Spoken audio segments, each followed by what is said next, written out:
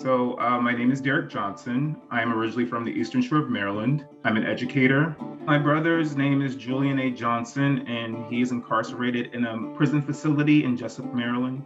He was incarcerated at the age of 16. He's now 39 years old.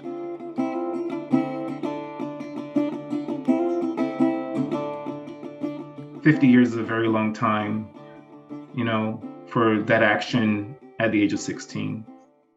As COVID came about in the state of Maryland, there were a very small percentage of prisoners who were released, but with nowhere to go. Happening inside the system, he uses the word Russian roulette, like they're playing with prisoners' lives. He told me about this specific incident where there were people in the prison who were coming up positive. So they kind of just threw them all in together, just like moving them from block to block. Unfortunately, there were prisoners who contracted COVID.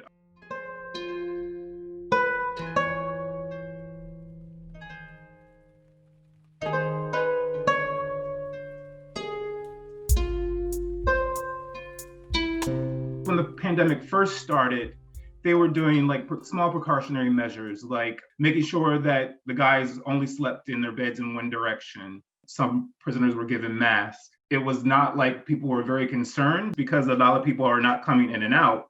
But then I guess guards were starting to bring in the virus, as well as prisoners were still being brought into the prisons. So then he started to talk about how around July, August, they were constantly on lockdown, spending almost 23 hours in their cells, having particular days in which they could shower, and that prisoners inside were not really taking it seriously, as well as the people who are controlling the prisons, because I think it's just reflective of what's happening in our greater society, where there's one group of people that say, yeah, this is serious and we need to protect ourselves and this is the way we will do it. And then there's other sector of society that says, no, like this is not happening.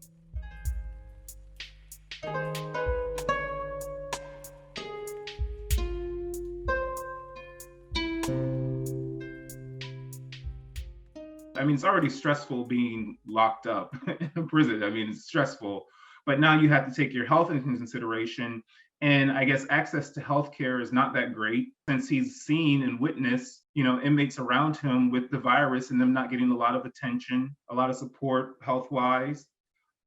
Being the eldest of the two of us, it's been a struggle for me just because he's been incarcerated for so long, right? But he's like one of the strongest people that I know.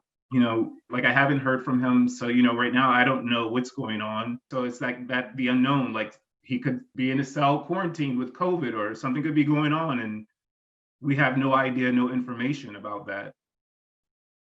We on the outside forget that people who are incarcerated are human, that they have a story just like we have a story. They have families, they have children, they have loved ones.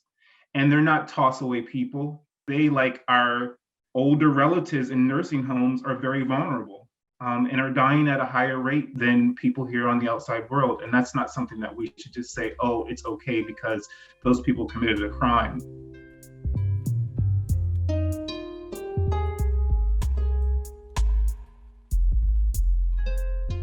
People commit crimes, they do things, they get caught up in bad situations. But that doesn't mean that they shouldn't be provided with basic things like food, access to water, safety, and healthcare.